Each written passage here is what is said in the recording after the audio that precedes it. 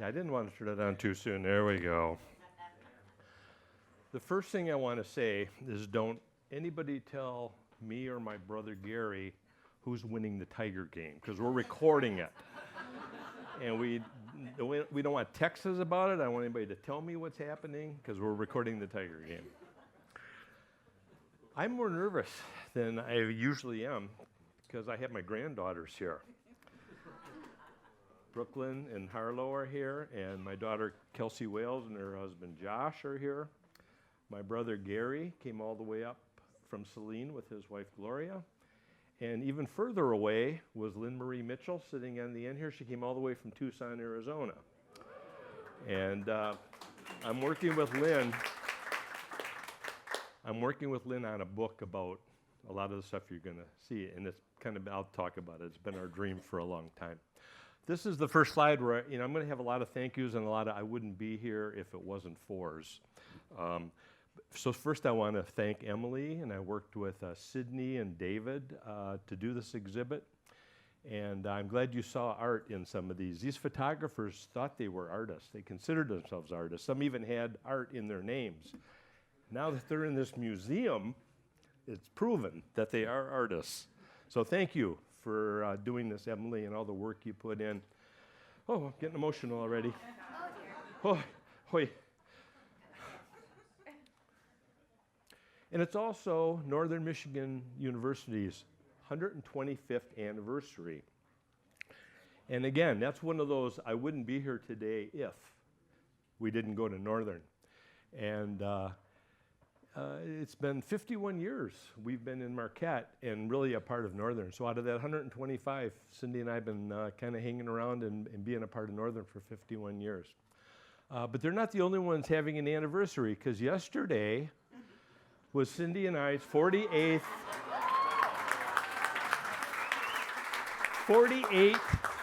year anniversary. Yeah, that's an oldie. We had our reception at the Mather Inn. Oh, yeah. And yesterday, I did a then and now. I do then and nows. One quick story. We got married October 9th. It was 1976, and it was a sunny day. We got married at St. Michael's Church, right by campus. You guys can come in. It's okay. Hi. I'm so glad you're here. I'm going to have to go back and just show you that I showed this slide of Northern. I'm going to go back just for you, Dr. Tussman. I thanked everybody at the DeVos. I mentioned the anniversary and my 51 years living in Marquette and my great, but then I said there was another anniversary I had to mention. And Cindy and I had ours yesterday, 48 years. And we had our reception at the Mather Inn, and we went by there yesterday, and I did one of those then and now kind of shots. One quick story, though. The day we got married, it was a beautiful sunny day. We're at St. Michael's Church, which is right by campus, and there was a Northern football game going on, and that was Memorial Field. You could hear it through the whole wedding. You could hear the crowd and the announcers, and so it was kind of neat. But right when we were saying our vows, and Cindy said, "I do," we hear this roar from the crowd. And we didn't know if they scored a touchdown or if they heard Cindy say, "I do," but that was something we will always remember. My brother Gary is here. That's his twin brother, Terry. Terry and Gary Deo. They used to be dressed as twins all the time. I got all these pictures of them, but for some reason, you're both wearing the same coats, even today. My brothers have been coming up here to fish with me for about 40-some years. My dad came up into his 80s, and it's just cool that we have this tradition. 1 week every year, we fish together. And it's usually in June. It's not always warm, but every time we look at Gary, this is how Gary looks when we're fishing. Because we fish in June, and it can be kind of cold. So I'm really glad to have my brother here today. This was in the upstairs of our bedrooms my whole life. Gary went to Henry Ford Community College for 2 years. I went there. Cindy went there. Before coming to Northern, we went to Henry Ford Community College. And they gave out scholarships, and my brother was in this group of most likely to succeed. And I had to look at this my whole life as I walked past to go to my bedroom and my room. That's him right in the middle there, Gary Deo. But the smartest guy in the world, he fixed my furnace last night. Way to go with that. But yeah, Gary went on to, he went to Western. My other brother went to Eastern. So we came to Northern. But Gary went to Indiana University and became an optometrist.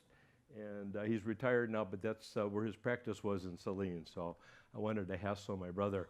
Lynn Marie Mitchell is sitting right here with me. She is unbelievable. She is a retired regional archivist for the national parks. And she fell in love with photographers. She's been writing about photographers for this magazine called Stereo World. And she was at this grave, that's what that picture was. And Stereo World, and she's been writing about all these 19th century photographers. And not only is she one of the great archivists, but she loves the old photographers. This is her latest one, William Henry Jackson. So she's been doing this quite a few years. This isn't even all of them, but the very first one she did was on B.F. Childs from Marquette, 1992. And that's the first time we met 32 years ago. We haven't seen each other in 30 years. When she wrote this article, the very last thing in the article says she wants to do a book about B.F. Childs. In 1979, I wrote a thing about I want to do a book about B.F. Childs. So it took us 32 years, but now she's got every story imaginable. And her grant, she got a fellowship grant from the Library of Congress to do this. And it's on the interrelationship of photographers. And Childs worked with Brubaker, Whitesides, Bailey, Cole, Whiteside. They were all Marquette photographers, and they all worked together. They're in this book we discovered in the Marquette Regional History Center. Anybody here from the History Center? Hey, yeah. They have the ledger book of all the business ledgers, and we see them paying all these other photographers. So nobody's ever written a grant about interrelationships of photographers. Some of these guys retired together. Some of them became pharmacists. Like once you knew photography, you could do pharmacy. So I'm really excited. And we started the book. We met with Stacy Willie at Globe Printing, and the ball's rolling now. He shot over 400 scenes of Lake Superior. Dave Tinder, this is the greatest collector in Michigan. This is our mentors. Both of us knew Dave from day one. His collection went to the University of Michigan's Clements Library. It was the largest photo collection in Michigan, and he nurtured both of us. It turns out he was from Dearborn, my hometown. And when I got the collection in 1978, he flew to Marquette to see the stereo cards. I never met him. He heard I got them. So I met him in 1978 when he flew to Marquette.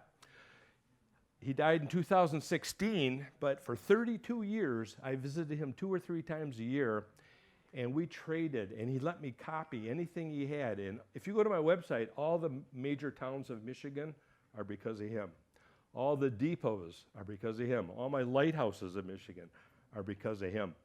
And what's really amazing is this young lady who's helping me catalog my collection, her name is Emily Tinder. And her dad does genealogical research, and sure enough, they're related. She's related to Dave Tinder, and now she's the one helping me go through my collection. And I haven't seen half this stuff in 45 years, and it's just been amazing what I'm looking at these days. If you don't know this, Dave Tinder has a directory of Michigan photographers. 8,000 men and women are in this list, and it's a free PDF. You just put in the directory of early Michigan photographers. Every city in Michigan, it'll tell you what photographers were there pre-1920. So if you have an old photo and the name of the photographer's on it, you go to this and you can almost date your photo, which is just remarkable. But can you imagine he researched for 30 years to do 8,000? And he's got a paragraph on everybody too, besides just the list. So Dave Tinder, Emily Tinder, I just had to tell you that story.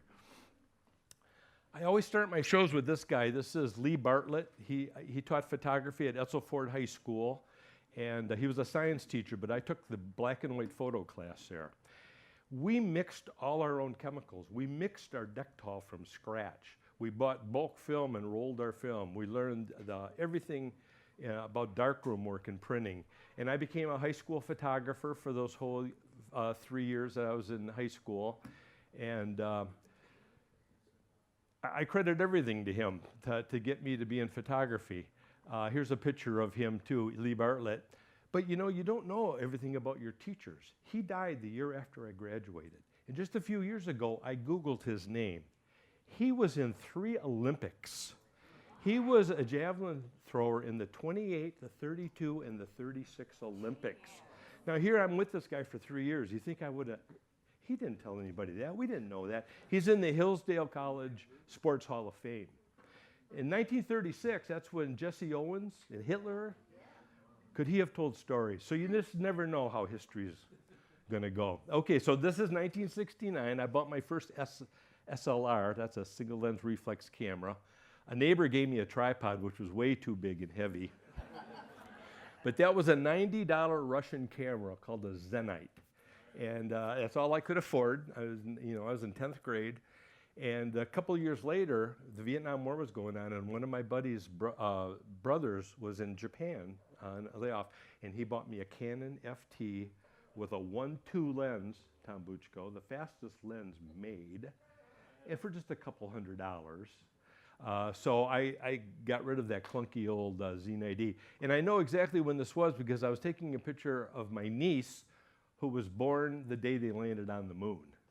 And so I'm getting all excited to take a picture of her there. We're from Dearborn, and Cindy and I both live just blocks away from Greenfield Village and the Henry Ford Museum. And it was a big influence for me. And this is Tim Fluharty. He was my next door neighbor, and he ran the tintype studio. And they did real tintypes. They did the coating of the plate. He actually came to Northern. He actually studied photography under Diane Kordich. So, Northern played a role in his life too. So we had our tintypes done. I took this picture through the back of the camera. That's a wet plate camera, and that's Cindy getting her picture taken. And I don't know if you know this, Tom probably does, it's upside down. Because in the ground glass, everything's upside down. So I flipped this picture so you don't have to look at Cindy upside down. But that was a big thing for us to have Greenfield Village. When I went to Henry Ford Community College, I took a color photography class from Alan Strauss, one of the great photography teachers. And this is where we learned to shoot slides. And we could shoot ectochromes and get them processed in 24 hours if we went to downtown Detroit to a lab called Grossman Knowling, so everybody in the class had to take a turn going to Detroit with the film and picking it up. My first time going to get it, every business on that street had bars in front of the windows and gates. But downtown Detroit, we'd pick up our slides. And for the final, we all had to do a slideshow. So I've been doing slideshows since 1973. Okay, Cindy and I, we packed up our car to come to orientation at Northern. And we put our bikes on the car. We came to Marquette for the first time, to Northern, to the orientation. And we took our bikes, and our first ride was to Tourist Park. And in that windy road with those red pines, and we got to the end of the road, and there's a lake there. And I'm thinking, my dorm's here, the lake's here. It's like, this is heaven on earth. So that's the day we left Dearborn to come to Northern in 1973. Okay, don't laugh. Hey, I said don't laugh. That's me in front of Hunt Hall.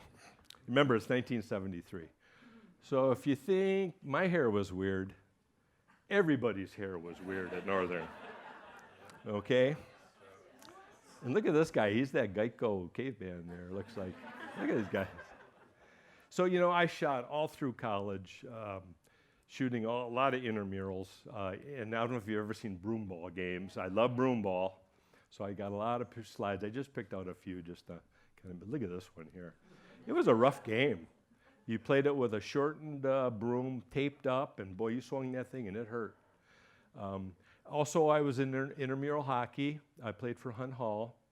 I took a lot of team pictures, and I put my camera on a tripod, then I'd skate into the picture, and yeah, that's me right there. And a lot of these guys I'm still friends with.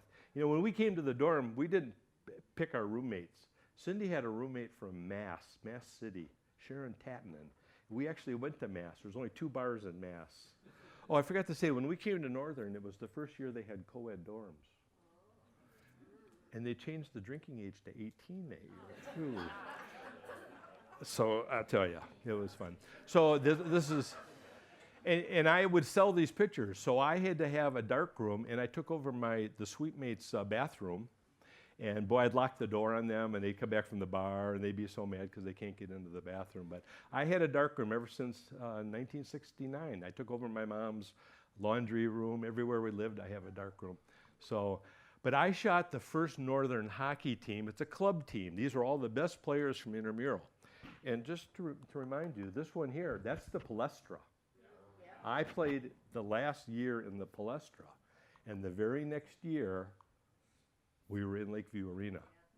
And these are all the best players. The only guy I really remember was a fireman in Marquette, right there. Yeah, Jeff Weston is right there.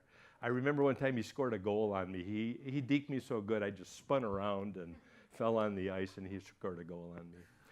But yeah, so this is quite a history that I could sell and have this part of Northern. But one of the most interesting things I did was a protest of dorm food. This is Jack Tribune. He was on my floor, and he wasn't happy with the food. So he got us to all, while we're sitting there eating, start to go, Alka-Seltzer, Alka-Seltzer, Alka-Seltzer, Alka-Seltzer. And in he came. We all know the food's way better today, don't we? It's the best. But Jack was a little picky. So I remember this vividly as he threw the Alka-Seltzers to everybody in our dining room. Jack became a butcher. He opened up a shop in Plymouth. He marketed his own sauces and spaghetti sauces. I actually photographed all his jars for him when he did his brochures. So he was a picky guy about food. He ended up being a butcher and opening up his own shop.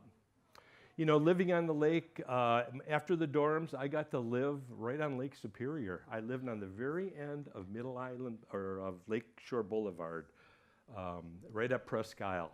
And to be from Dearborn and to see ice like this, to see a UPFO come in for a landing is incredible. You know, to see a house like this, this is my model here, Cindy's mitts. This is Middle Island Point. They catch all the waves hitting the rocks.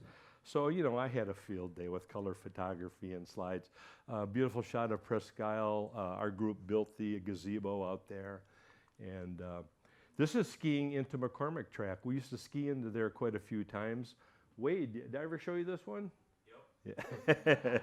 Wade's a McCormick Track expert. We would ski all that way in to go see those cabins, which are now all gone.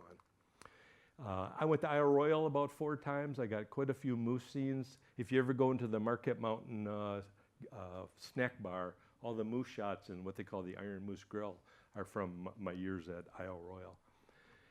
And then this shot, when Cindy and I got married, we lived out on Lakewood Lane, right on the lake.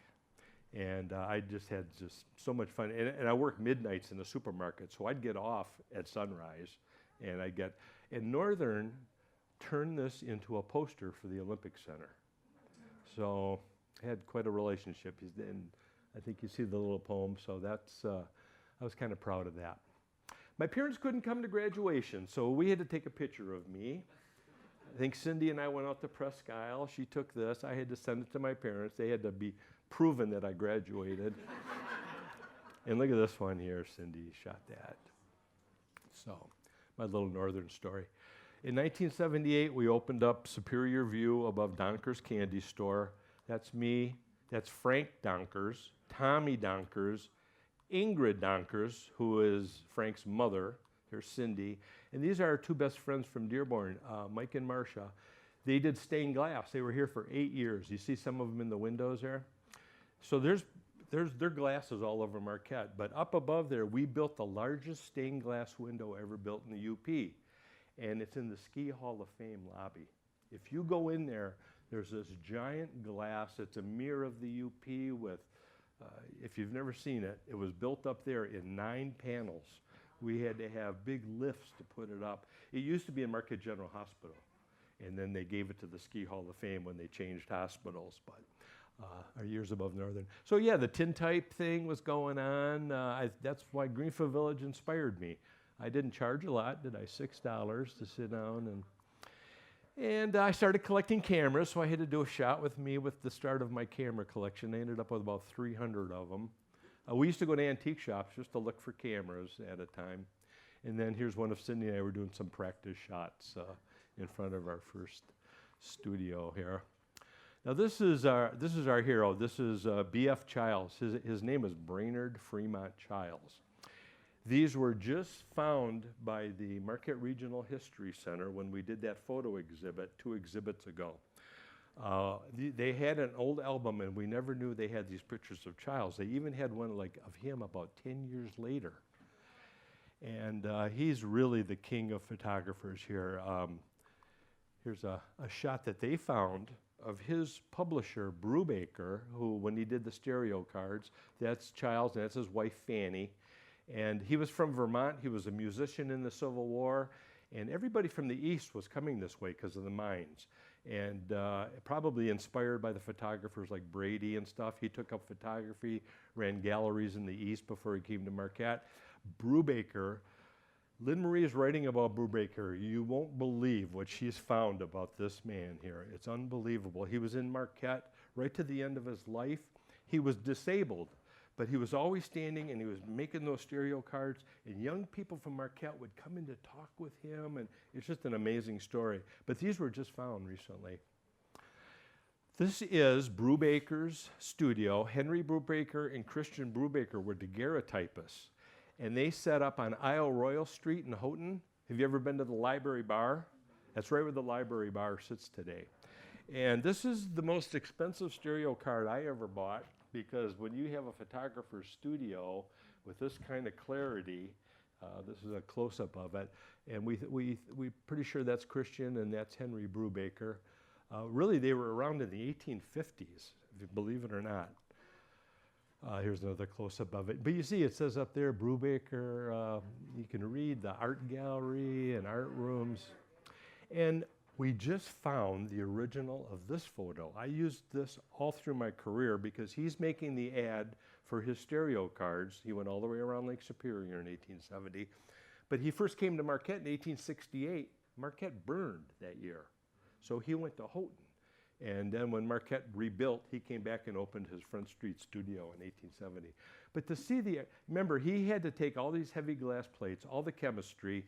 He went on a Mackinac boat all the way around Lake Superior. He had to sensitize them all one at a time. And I'll tell you, this guy was an artist. In 1870, he took these amazing shots of the shadows. This is the Apostle Islands, Beaver Bay up in Minnesota. This is where Split Rock Lighthouse is today. And here he is. He's got his Native American guide, helped him get around the lake, show him where all the safe harbors were. So this is just a sample of this guy's photography. Yeah, isn't that cool? That's Pigeon River Falls. That's the boundary of Minnesota and Canada. And we went on a trip probably 15, 20 years ago, and I tried to reshoot some of these shots. Cindy wouldn't sit there. But look at that. I mean, come on. Yeah, that's the native guide. Of course, the slow exposure makes the waterfalls look great. And she wouldn't sit here either. This is called the danger seat. And you should see this in 3D. It's unbelievable. And look at that. She wouldn't sit there either. That's the Grand Portal, pictured rocks. Now, I have the original glass wet plate. Can you tell how sharp that is? That caved in the 1920s. They could hear the sound of that caving in Munising. Every explorer who came through this way went into there. And the photos from inside, I didn't show you any of those, are unbelievable. And pioneers would shoot their guns off to hear the echoes, but that all caved in. That was called the Grand Portal. But look at the artisticness of, and again, in 3D, this really stands out to you. Here's what a wet plate negative looks like. That's Miner's Castle. I printed this using the darkroom for years. Now I can scan the negative, get rid of the flaws in it, and look at how sharp. And you can see, I always thought he had a spyglass, but it looks like he's got a stick up there. I'm gonna take a sip. And the man sitting there is Charles Cole. And we're gonna talk about him in a minute, but he was the assistant that day. This is probably the most historic photo we ever found. It's only 3 inches big. It's a CDV, and it's at the History Center. And this is the gallery of Ard Emery. He was in Marquette in 1862, before Charles even got here. And he married Agnes Cole. He came from Maine. His family were loggers in Maine. The Coles came from New York, Erie, New York, or something like that. It was New York. And this is Ard Emery's wife, Agnes Cole, and that's her brother, Charles Cole. And we think that's B.F. Childs, because this is taken by Emery. Of course, you see where we get the names for all these Lake Superior views and views. So this is the most historic shot because these guys started to work together for the next 40 years. He died in 1931, still a photographer. This is 1868. And right after this photo was taken, Marquette had the fire. This all burnt down. And Emery must have got his camera out because the only shots of Marquette after the fire are by Emery. So he did save his camera somehow, but that was on Front Street.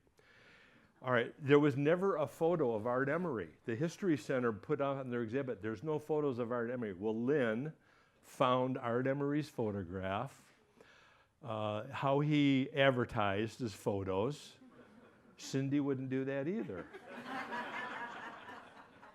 Look at the ones on her hat. I never really looked at this close. Lynn just got these.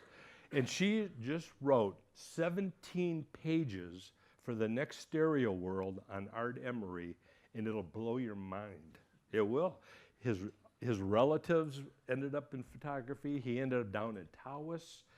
The logging brothers of his went to Tawas and logged, so it's quite a story. So we're back to Charles Cole again, because he liked to fish. He was on the Pictured Rocks trip. That's Charlie here fishing. Everywhere they went, Charlie was fishing. And that's Middle Island Points, and he loved the fish. And I found this photo of him taken in 1920 of Charles Cole. Now, he died in 1931, so just think how many years he ran the studio in Ishpeming. So here's a shot. This is down at Badenoch. This is, again, part of his stereo card series. And I noticed something up here. There's Charlie right there. So when I blew it up, I saw he had his dog with him. He was in downtown Ishpeming, and he ran Child's Art Gallery starting in 1880, and everybody talks about his love of animals. Well, then we found this in the newspaper. The dog made his bank deposits. The dog went to get the drugstore stuff. So he really did love animals. This is a great story. Charles Cole, early Ishpeming photographer, would send Jay to Miner's Bank with the funds. So when you see the portraits, and some of them that are in the exhibit here, there's so many great animal photos, and you got to figure he had a way with animals. And I'm just going to show you a few. They're pretty incredible. That's the one we used. I call that Two Puppies. Yeah. And you know, we've been playing with tinting some of these and using them. So that's the Cole story and how he loved animals. This is what Child's Art Gallery looked like on Division Street in Ishpeming. After 1978, when we got the History Center and I kind of split this collection, it burned down just a year later. So that's another, I wouldn't be here if that didn't burn, if that would have burned. And it was the largest studio north of Chicago. They had the largest portrait room. A whole graduation class could pose. And you could see the skylight. You know, that's what let the natural light in. And to imagine, most of them aren't that big. Usually just 2 people pose. But that was Child's Art Gallery. And this is what it looked like up in the attic. That's the camera that might be out in the exhibit here today. All the negatives were kept. But every time they needed more room, they threw the oldest negatives in the basement. And it was a coal-fired building. Everything was covered with coal dust. I just showed Lynn my keyboard on my computer is all black because when I handle the negatives and I go to my computer, these are so dusty. You wash your hands after touching every negative. But we hauled all these out of that basement too, after everything else was gone. But the mining photography of these guys, they were CCI's photographers from 1868 right to the 1960s. And the studio actually ran till 1978 under a different name, but it was still the same spot. This is the most historic mining photo there is, because this is the Jackson mine, and that's Philo Everett from Jackson, Michigan, who started the mine. And I swear, that's our boy there, Cole. I don't know, or Childs. I don't know who took this one, but the mining photography that he took is unbelievable. These are all three-dimensional. These are all 1870. And you see those guys up on the top there? They're doing this. I think it's the worst job in mining. Would you trust somebody to do that? To hit that down when your hands are right there and your kneecaps are right there. That's called double jacking, and that's how they first did. And he took shots of the Cleveland. This is the Lake Superior mine. It's the second oldest mine. This is from the original negative. That's a stereo card. And then he shot the Cleveland mine. And that's Mr. Childs right there. He'd get into some of the shots. He'd let someone else push the shutter. So the mining photography was incredible. And in 1904, Charlie Cole entered some of his photographs in the World's Fair in St. Louis of 1904, and he won the bronze medal. George Shiras from Marquette won the gold medal. Two photographers from the UP, top in the country.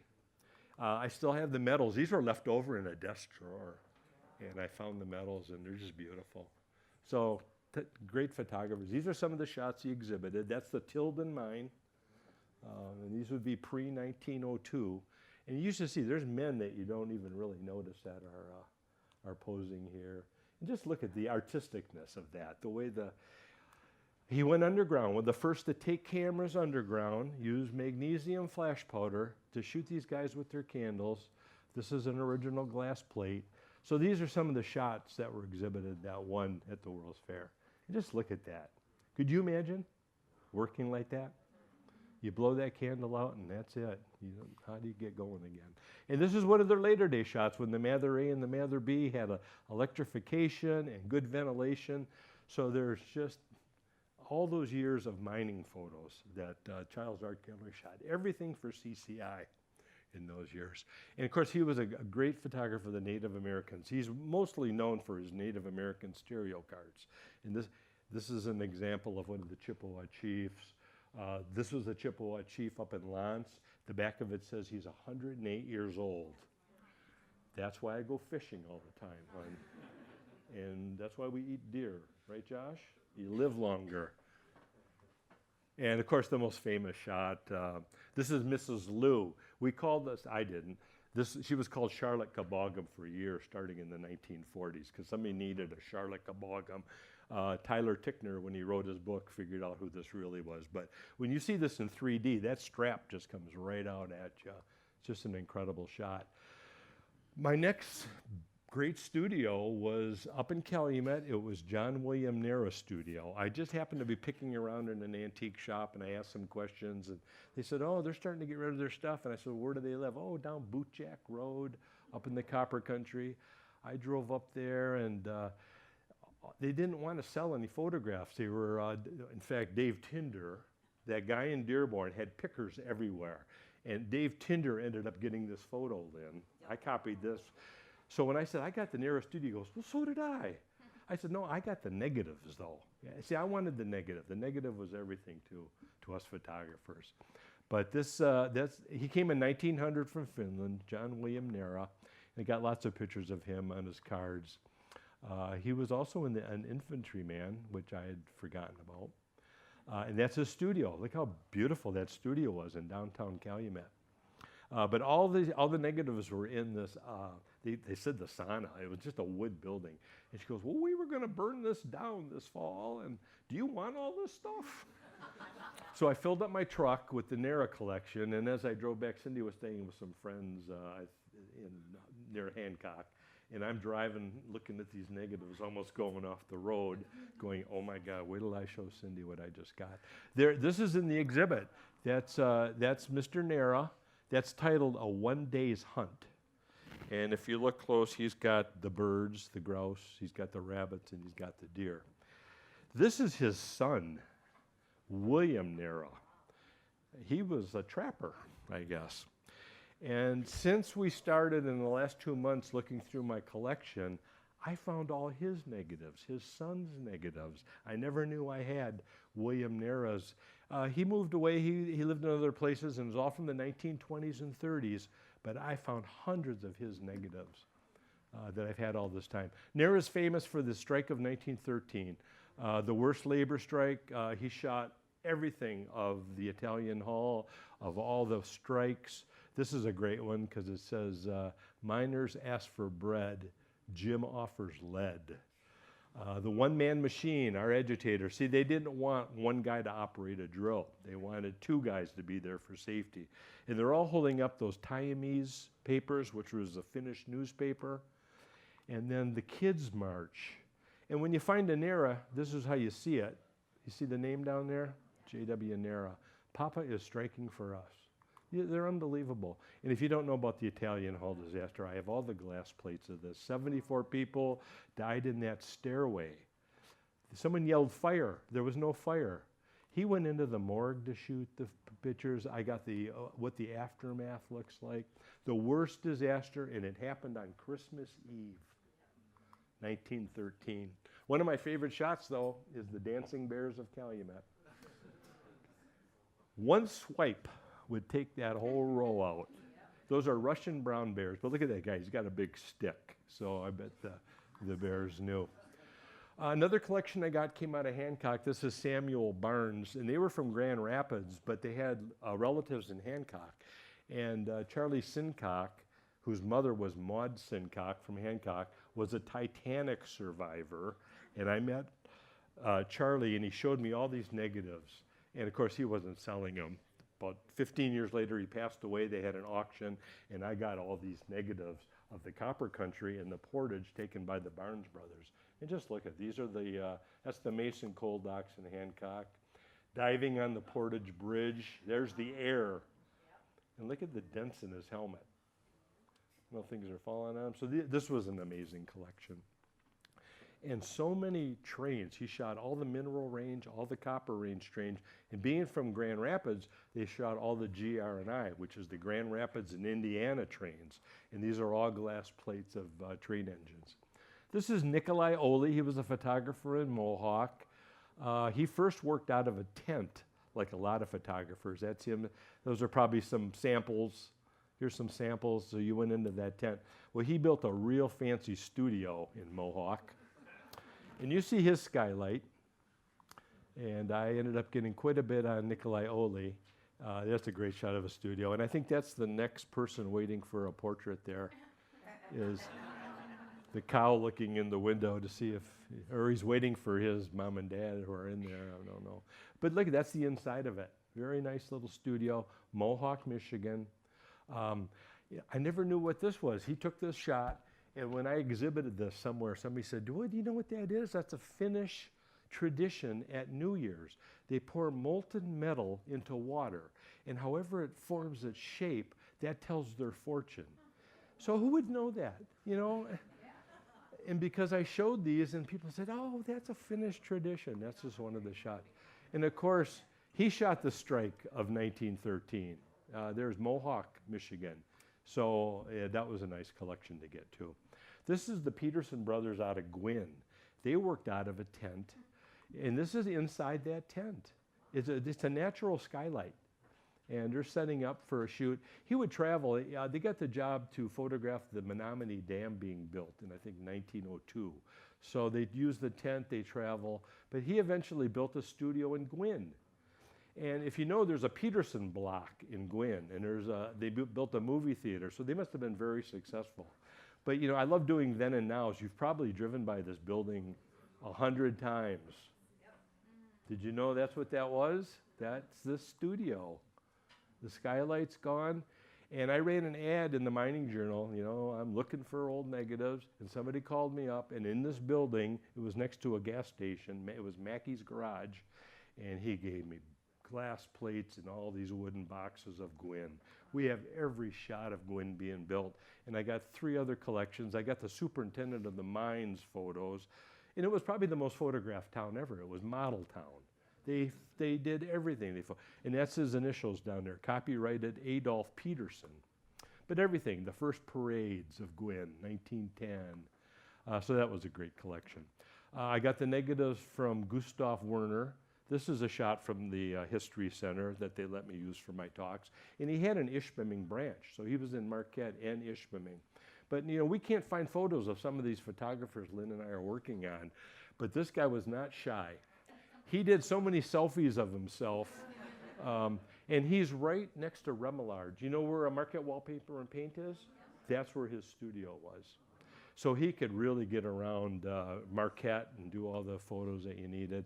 He shot stereo cards too. G.A. Werner shot Lake Superior views. Here's one of his shots of Marquette on a stereo card. These are real hard to find because he didn't do a lot of 3D.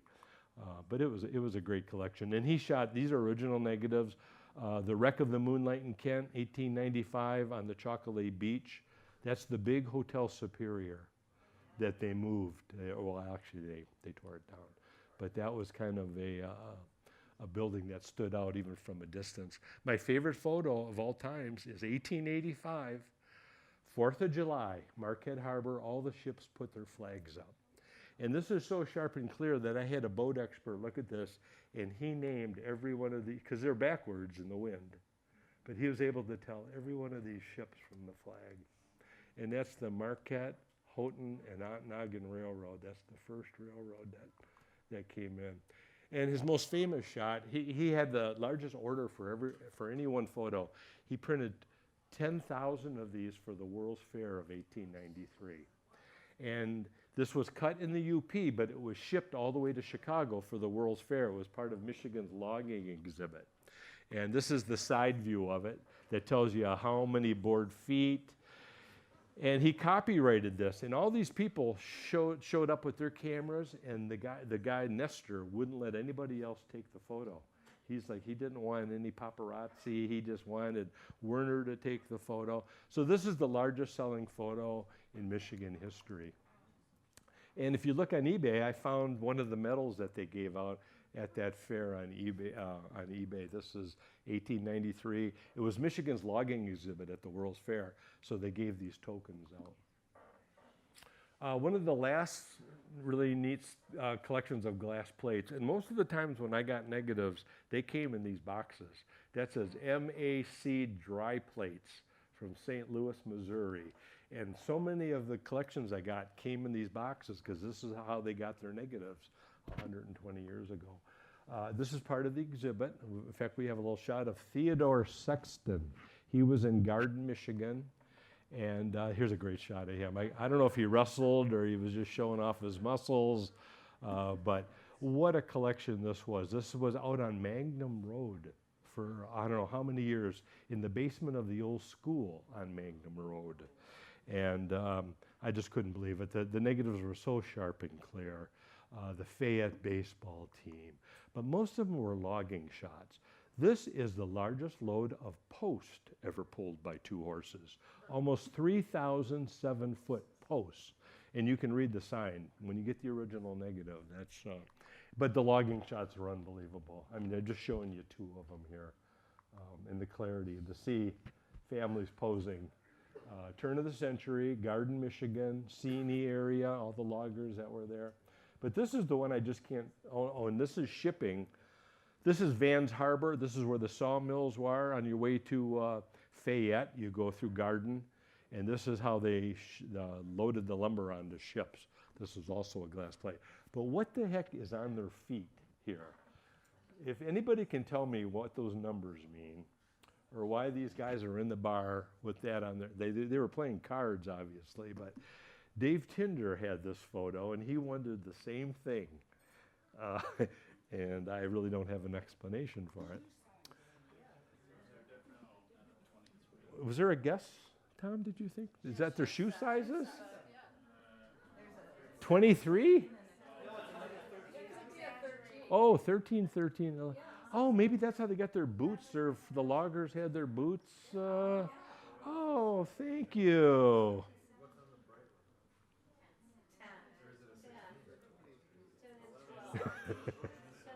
Crazy. You know, when you get the negatives, you're really getting the life work of these photographers. And one of the greatest ones was getting Ivan Wood's collection. I got to work with Ike Wood when he did the book on the prison, I think 1989. And he started off as a prison guard, but he eventually was the photographer. He was the identifications officer for fingerprinting. And this book came out, and it's 100 Years of Hard Labor. It's the story of the Marquette Branch Prison. And I think I have every photo that's in this book, every shot of the prison you can imagine.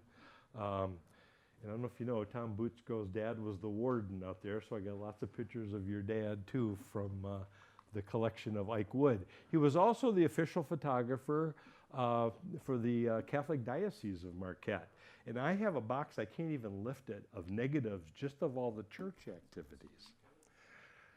He shot lots of the covers for these lure books. That's Marquette Harbor. So the fishing and the hunting shots that were in these old travel books, Ike Wood also photographed. It was an amazing collection. But he was also the freelance photographer for Northern, and he shot all kinds of things for Northern. He shot their sports teams. So just a little sample. And he was good. Look at this shot. Ball's up in the air. And I don't know how he did this. If he put a camera up on the backboard or what, or he got up there somehow. But, you know, Ike Wood was a really good photographer. And we worked together. When he had to move away from old age, I think it was about 1990, he said, Jack, I bought some of his cameras. He goes, I think I'm going to give you my negatives. Crazy. It was a truckload. Look at that. That's a cool one, eh?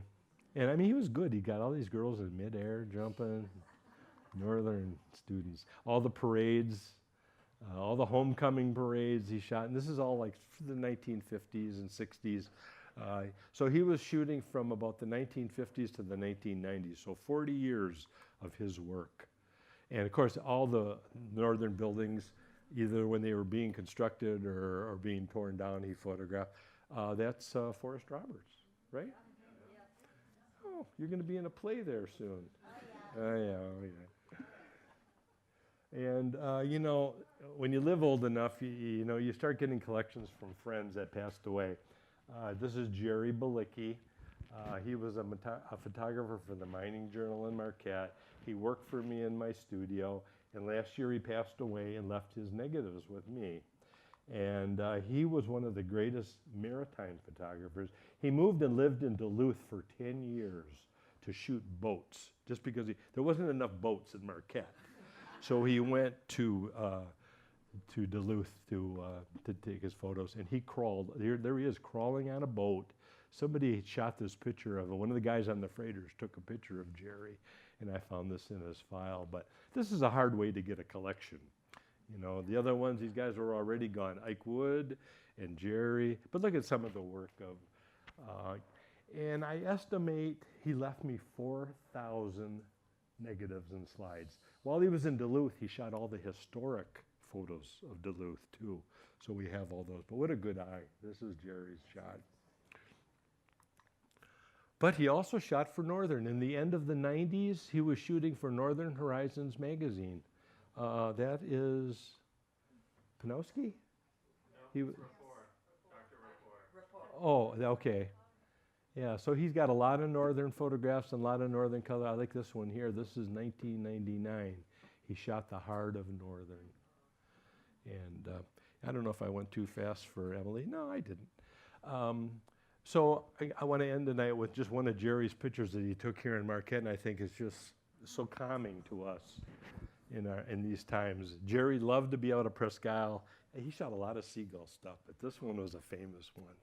So a little bit about my collection. These were all professional photographers. I got a lot of the amateur photographers, but you know, when you get their life works, it's really special. And this whole thing is really special. Thank you, everybody. Thanks for coming. If you have any questions, maybe we'll just do them out there, or do you want me to? Yeah, we could do. Say about the stained glass. What is the largest where? The one that's in the It's in the Ski Hall of Fame in Ishpeming's lobby. largest When you walk in there, you look up and you see the biggest stained glass window ever created. ever created. Yeah, in the UP, you should see how big it was. Yeah, and of course, I think they got $10,000 for that in the 1980s, because you can imagine what that was like for them to get that money when they were working above Donker's candy store. So, well, great to see so many familiar faces and friends and family. So, we'll go have a drink and something to eat, or do you want? No. Should we move out there now? Move out. Let's move out there, and if you haven't seen the exhibit, go around and see the exhibit. So I hope you like the show. I'm so proud of you. Good job. Oh, Ew, you're sweating. was I crying? Yeah.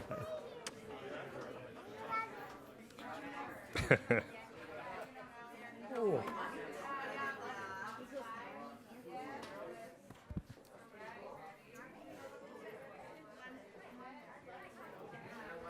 Did you like it? Yeah. Seeing your grandma and me when we were little? All wet. I'm not. You're all No, wet. look at it. You're all wet. I know, I'm sweaty. Feel it. Feel my eyes. There's no moisture. Take your mic off. Am I echoing all over? How do you take it? Great job, bro. Yeah, thanks, Garrett. That's kind of a funny one, though. Got it? It's that top button, green button. Push it. Just push it. Here, I got it.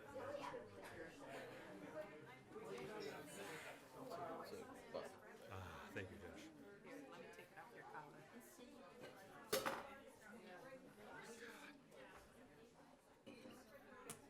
Great show. Hi, guys. Oh, I can't wait to get together with you guys. Great show. I gotta hear about the trip. I gotta tell you about Sage Run. Oh, we did Sage Run. The front nine and the back nine. Did you like it? It's pretty wild. It's pretty wild. It's I right. heard people don't I like liked it, though. because a lot of shots you cannot Yes. see where the ball's going. I don't Well, see Dr. Tessman, did you have Say fun? thank you so much. Yeah, Oh my thank gosh, you. what a special treat. Yeah, thanks. I'm glad you were here. I apologize for getting in here a little bit late. Oh, you were just 3 photos to it. Yeah. I went back for you. Yeah, thank you. I'm excited to get out and see the rest of you. Good. I'll be there in a minute. Cindy, thank you. Yeah, Yeah, thank thank you, you. Dr. And I Tessman. don't think we met. No, Oh, that's my wife, Cindy. Yeah. Congratulations. That's the anniversary. And happy anniversary to you. Yeah, we're getting there. We're getting there. We're a little behind. And I know it's your wife's birthday today too, I heard too, right? Amazing, eh? This is what she wanted to do tonight. She really, this was, and so, yeah. Oh, that's real special. We'll see how that Thank you. Yep.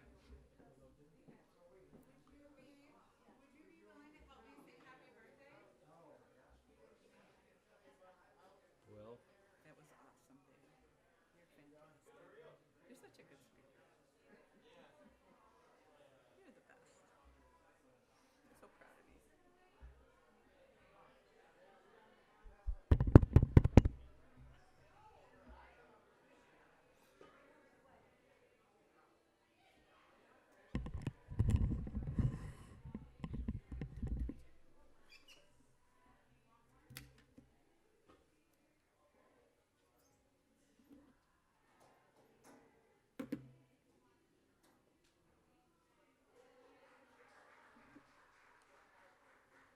I've got your vest and your cup and your glasses.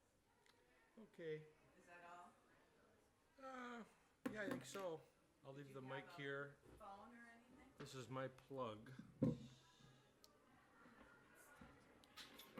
My phone's in that pocket, I think. Yes, no?